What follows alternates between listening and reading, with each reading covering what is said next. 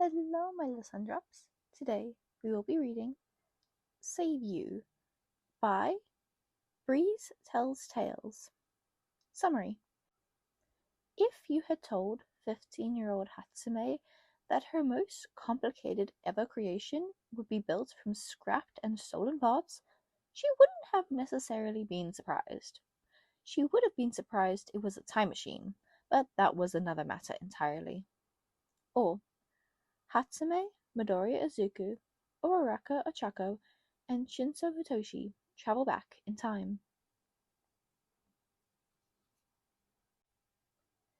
If you had told 15-year-old Hatsume that her most complicated ever creation would be built from scrapped and stolen parts, she wouldn't have necessarily been surprised.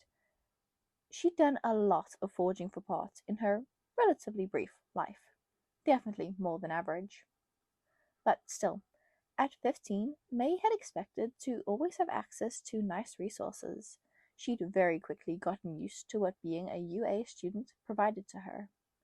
May knew she was good enough to afford similar resources after graduation.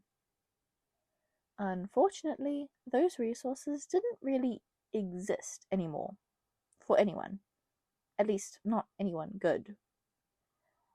There wasn't much room for innovation for heroics in a world where villains were in control. Well, one villain. Every other villain around bended to All for One's will. But it hadn't always been that way. They just needed to get back to a time before All for One had seized full control. And May had figured out a way for them to do so. She'd been working on the machine for months, but it seemed to finally be done. Done enough, at least. The ride might be bumpy, and she couldn't be too precise about the date or go too far back, but by her calculations, they should arrive in the past within a month of May's 16th birthday, which had been about 2 years prior. That should be plenty of time. Izuku had learned a lot about Shigaraki before Shigaraki had died. He could use that knowledge to get him to change sides. Probably. Hopefully. May thought Ochako would have better luck with Toga. Toga had turned against the villains when she had saved Ochako's life at the cost of her own. Obviously, May wanted them to succeed and save the world and all that, but what May really wanted was to see Momo again. To see Momo smiling again. May hoped. A hand landed carefully on her shoulder. "Are we good to go?" Shinso asked, voice hoarse like it always was now from the strain of his quirk. "Yeah," May said. "We should go sooner rather than later. Everyone ready?" The smile she got from Izuku and Ochako was clearly somewhat forced, but they were there. May flipped the lever. Ochako awoke on the ground with a hand on her arm shaking her. She jolted upright and shoved the person away, landing a solid hit with her fist on what felt like a stomach.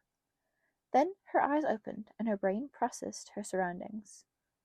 Oh no. "I'm so sorry," she said. "Don't worry about it," Sue said through gritted teeth. "Are you alright? You just sort of collapsed." "I'm fine," Ashaka said, rising to her feet. She took a moment to savor her friend's face. It had been a long time since she had seen her, or any of her classmates besides Izuku. But she was in the forest right now, for summer camp. There was no time for reunions. She didn't know why she had come back to this time. It was several months off of May's calculations. But there was also no time for worrying about that or about the uncomfortability of her body. It felt like she'd been squished into a jacket that used to fit, but no longer did. She breathed out slowly before focusing. "I'll explain everything later.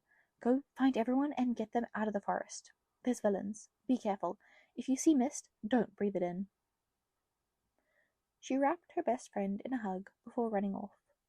While running, she pulled out her phone to check the time. Alright, she knew approximately where in the forest Himiko would be. She ran through the forest, encountering a few classmates as she went. She sent them off, claiming to have seen villains before continuing on. She saw Azuku in a nearby clearing and shouted out to him.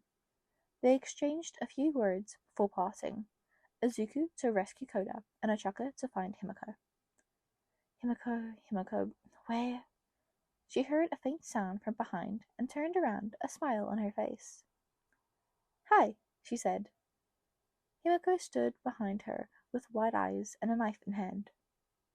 Hi, Himiko said slowly. She was silent for a moment before, You don't seem scared. I'm not afraid of you, Ochaka said. Don't get me wrong, you're very strong and scary, but I know you too well to be afraid. Himiko stared at her. We've never met, she said. Not in this time, she said. She stepped forward a few steps and gently slid Himiko's knife from her hand, dropping it to the ground. Are you familiar with time travel? This one's so cute. It's a much shorter one, but I had to do it because it was so cute. I love these two. Well, I love time travel as a whole because, come on, who doesn't like time travel fics? But I absolutely adore Ochaka and Himiko, and they're so cute and tragic, and I want to cry. Anyway, I hope you enjoyed. Tell me what you thought about it in the comments, and I'll see you in the next one. Bye bye.